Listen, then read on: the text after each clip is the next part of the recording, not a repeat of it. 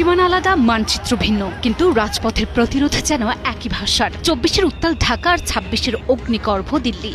ভারতের তরুণদের নেতৃত্বে গড়ে ওঠা ককরোচ আন্দোলন এখন অনেকটাই বাংলাদেশের জুলাই মাসের ছাত্র জনতার আন্দোলনের রূপ ও আবেগকে ধারণ করেছে।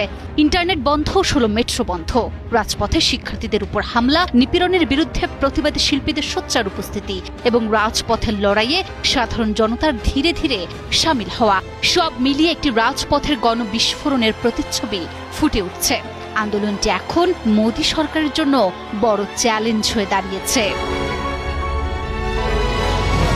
ইতিহাসের কিছু দৃশ্য যেন কোনো ভৌগোলিক সীমানা মানে না। একই ক্ষোভ, একই প্রতিরোধের ছবি বারবার ঘুরে ফিরে ফুটে ওঠে ভিন্ন কোনো মানচিত্রে। ২০২৪ সালের জুলাইয়ে যা দেখেছিল বাংলাদেশ, আজ ভারত জুড়ে যেন তারই এক তীব্র প্রতিধ্বনি প্রতিফলিত হচ্ছে। বিবিসির এক প্রতিবেদনে বলা হয়েছে, কয়েক মাস আগে রাজনৈতিক যোগাযোগ বিশেষজ্ঞ ও বোস্টন বিশ্ববিদ্যালয়ের সাবেক শিক্ষার্থী অভিজিৎ দীপকে মজা করে ইনস্টাগ্রাম, টুইটারে আইডি খুলে এই উদ্যোগ শুরু করেন। অথচ একদা ব্যঙ্গাত্মকভাবে শুরু হওয়া ককরোচ জনতা পার্টি বা সিজেপির আন্দোলন আজ রূপ নিয়েছে ভারতের ইতিহাসের তরুণদের অন্যতম ভয়াবহ গণ অভ্যুত্থানে।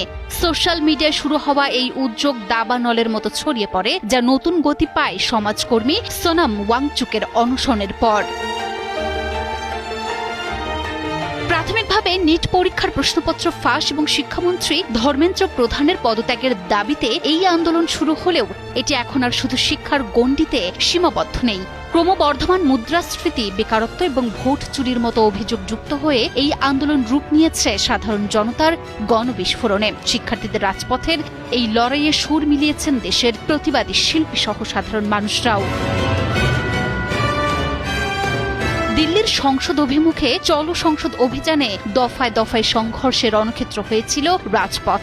অন্তত ১১৮ জন পুলিশ সদস্য আহত এবং ৭০ জন শিক্ষার্থী গ্রেপ্তারের পর উদ্ভূত পরিস্থিতি সামাল দিতে পশ্চিমবঙ্গ থেকে উড়িয়ে আনা হয়েছে সিআরপিএফ এর অতিরিক্ত ২০টি কোম্পানি।